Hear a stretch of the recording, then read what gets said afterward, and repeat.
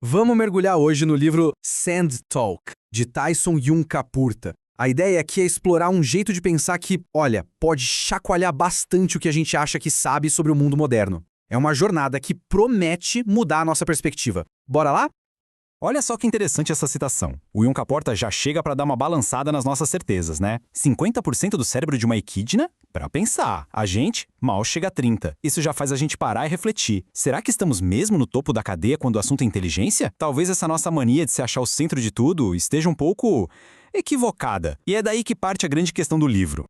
E aí fica a pergunta no ar, né? A gente é mesmo a espécie mais inteligente da Terra? Quer dizer, a nossa régua para medir inteligência, que fomos nós mesmos que criamos, será que ela está certa? E se existir uma outra forma de inteligência, como a da equina, que seja, na verdade, muito mais sintonizada com a sobrevivência do planeta? É esse convite para a gente reavaliar nosso papel no mundo que o livro faz. Então vamos começar pelo começo. Para entender a linha de raciocínio, a gente precisa primeiro entender qual é o problema que Yunkaporta enxerga. E é um problema e tanto, uma questão bem espinhosa que estaria na raiz da crise que a gente vive hoje.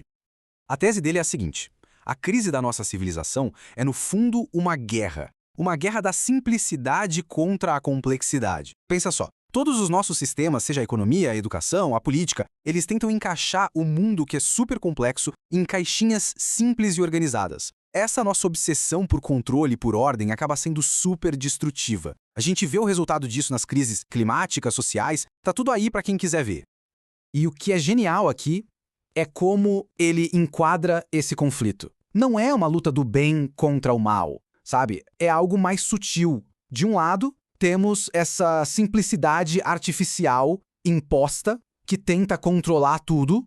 Do outro, uma sabedoria que vem da complexidade, que entende e segue os padrões naturais da vida, mantendo o equilíbrio. É uma visão bem diferente da história.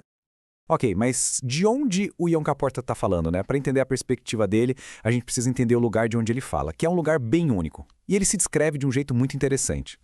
Ele usa uma analogia lá do Império Romano para explicar a própria identidade dele. É uma forma de mostrar que ele se vê como uma ponte entre dois mundos.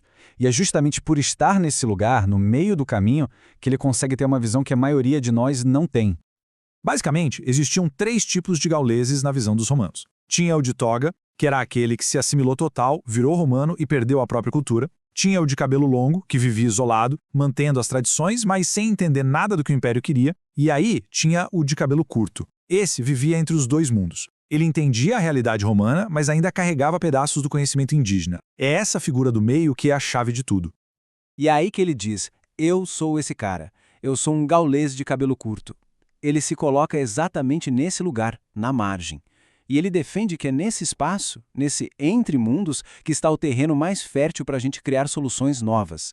É misturando o conhecimento de um lado com a realidade do outro que a inovação de verdade acontece. Beleza. A partir desse lugar de gaulês de cabelo curto, como é que a gente começa a enxergar o mundo de um jeito diferente? É isso que vamos ver agora. É uma mudança de lente, que é simples, mas muito, muito profunda. Aqui a gente vê a diferença gritante entre os dois jeitos de pensar. O pensamento ocidental é linear, pensa numa linha reta, sabe? Causa e efeito, A leva a B. É baseado na escrita, tudo organizadinho. Já o pensamento indígena é totalmente diferente. É um pensamento de padrão, como uma teia. Tudo está conectado, é interdependente, complexo. Vem de uma cultura oral, onde as coisas não são tão encaixotadas. E ele propõe um exercício físico, uma metáfora com as mãos que é fantástica. Pense na mão fechada, como se estivesse segurando um livro. Esse é o conhecimento linear. Agora abra a mão. Espalme ela. Esses dedos e as linhas da palma representam os padrões complexos, o conhecimento das culturas orais. O passo final é a lente, colocar essa mão espalmada na frente dos olhos. A ideia é olhar para o mundo linear através dessa lente de complexidade e padrões. É uma forma de literalmente mudar a perspectiva. Certo, vamos usar essa lente nova para olhar para um problema bem real, a nossa mania de querer definir o que é conhecimento indígena real ou autêntico. A gente criou uma lista de exigências que é praticamente impossível de cumprir. Tem que ter uma tradição ininterrupta, o conhecimento não pode evoluir, tem que ser puro, sem contato com outros grupos. Basicamente, a gente exige que o conhecimento indígena seja uma foto congelada no tempo. E por que isso? No fundo, é uma forma de controle.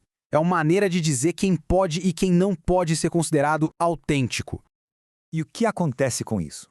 A gente mata o conhecimento, porque conhecimento é algo vivo, que evolui, que se adapta. Quando a gente exige essa autenticidade engessada, a gente transforma algo vivo e pulsante em um dado morto, uma peça de museu. Isso tudo nos leva ao ponto central da proposta de Uncaporta, a mudança mais importante de todas. E ela está em uma simples troca de pergunta, uma pergunta que muda tudo. Até hoje, a pergunta que a gente faz é: o que é o conhecimento indígena? E essa pergunta nos leva a colecionar artefatos, a catalogar dados. Mas e se a gente mudasse a pergunta para como funciona o pensamento padrão indígena? Aí paramos de olhar para a coisa morta e começamos a nos engajar com um processo vivo, um jeito de pensar. A pergunta muda completamente o jogo. E essa é a grande sacada. O ouro não está na pintura em si, mas no processo de pensamento que criou aquela pintura. A questão não é colecionar os resultados, mas aprender a usar o processo.